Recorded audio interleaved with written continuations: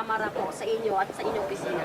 Yes, nabanggit ko kanina sa statement ko no na kapareho lang ito nung nangyari nung nakaraang taon. Nung nakaraang taon ng drama ay confidential funds.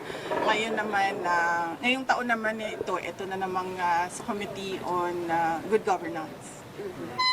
Ma'am, you did not take an oath during your intro kanina. Yes, rightly so. Kasi nagpadala sila ng rules at pinag-aralan ko yung rules nila. Nakalagay doon sa rules nila na witnesses lang yung mag-o-oath.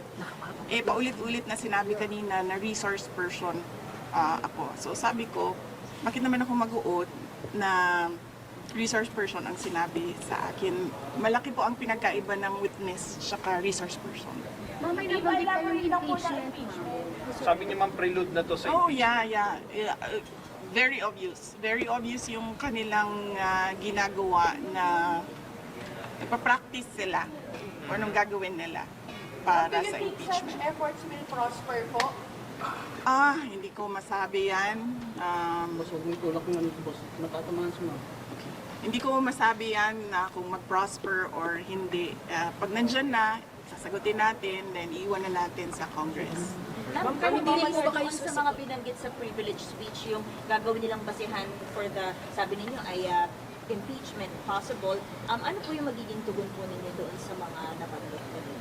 Antayin natin yung articles of impeachment.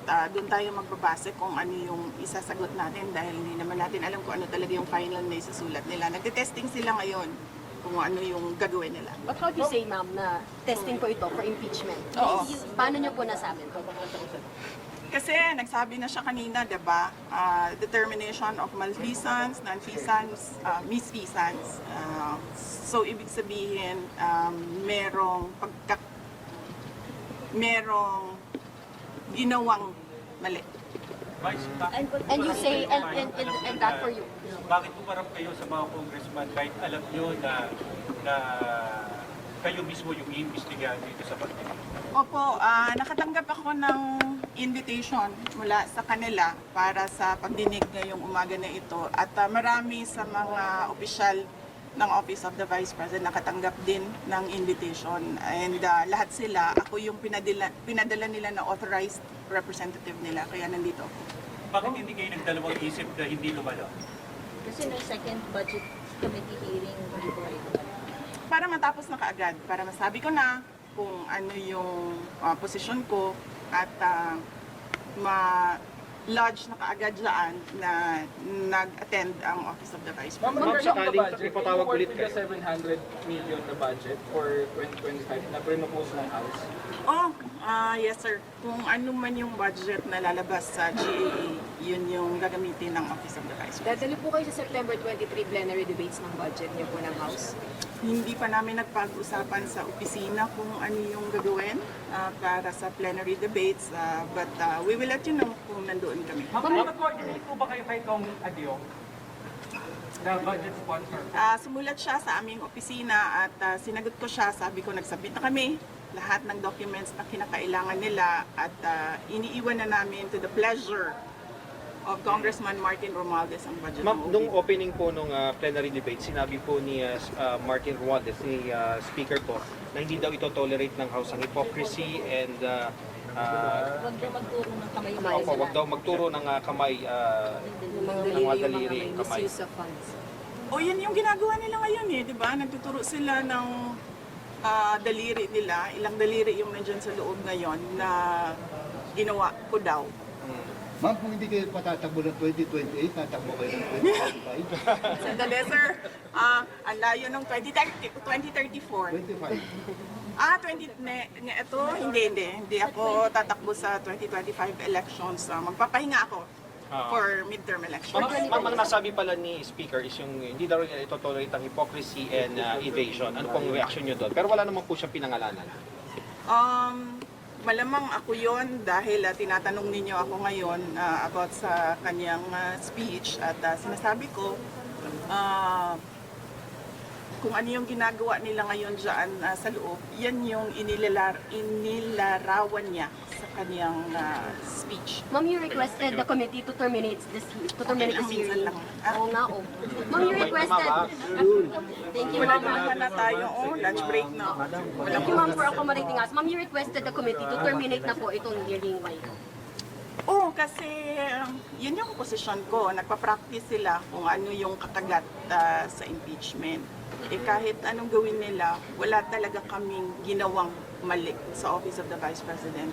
Yan ang rason kung bakit ayaw pumunta ng mga tiga-Office of the Vice President. At sinabi nilang ako na lang yung ipapadala nila. Ma'am, sa next hearing, Yung notice of disallowance, sagot din niyo na po ng OBP yung notice of disallowance. May 6 months kami. When do you plan namin to submit po? I think January ata yung... I do not have the timelines right now, sorry. ma'am, sa next hearing nitong good government, na-attend pa ba kayo or enough na yung kanina? Magdedepende yan sa kung anong gagawin nila sa loob ng committee. Ma'am, yung ibang congressman nagsasabi po na wala naman daw po silang usap-usapan about impeachment. Sa inyo lang daw po nanggagaling yun pong impeachment na allegations. Naku, sino taga-inquirer dito? Why, ma'am? Wala dito? Vice, so, Kasi last year, di ba, lumabas na yung interview ni Congresswoman Franz Castro at sinabi niya na may impeachment at sinabi niya yung 3 na grounds for impeachment. Last year pa yun, ma'am. Ma'am, I'm from Inquirer, pero clarify din po ni Congresswoman Franz na hindi raw involved yung leadership. Sabi niya, hindi raw involved yung leadership dun sa... Hindi naman kailangan kasi talaga involved yung leadership. So bakit siya nagdi-deny? It's enough na pinag-uusapan ng mga members of the House of Representatives ang impeachment. Hindi naman kailangan involved ang leadership. pero ano sinasabi ng mga kaibigan nyo? Ongoing pa rin ba yung usapan sa impeachment? O paano ba? Ano sinasabi sa inyo ng mga close friend nyo dito sa House? Ang sinasabi sa akin ng mga tiga Mindanao, ang sinasabi sa akin ng mga tiga Mindanao ay pinag-uusapan talaga ang impeachment. At kapag tinatanong sila kung anong mangyayari sa 2028, ang sinasabi nila si Speaker Martin Romualdez daw ang candidate for 2028. Ma'am, Si amid all... President Marcos, nagkausap na ba ulit kayo amid sa mga nangyayari na ito? Wala. Hindi naman kasi kami talaga nagkausap niyan. Hindi kami magkaibigan. Unang-una, nagkakilala lang kami dahil naging running mate kami. So, bago pa man kami naging running mates, hindi na kami nag-uusap. Nagkausap lang kami during campaign at dahil sa trabaho noon, banda ngayon, hindi na kami nag-uusap. po yung last na Ang kaibigan ko talaga si Senator Amy Marcos. Kilala niya ako since 2012. Pero ma'am, kailan po yung naging last na pag-usap niyo po ng Nung nag-tender ako ng resignation, yun yung last na nagkausap kami ni President Ma'am, do you Marcos. think kung si President Marcos magsalita para sa inyo and on behalf of you, baka maayos kaya itong nangyayari dito sa Kongreso?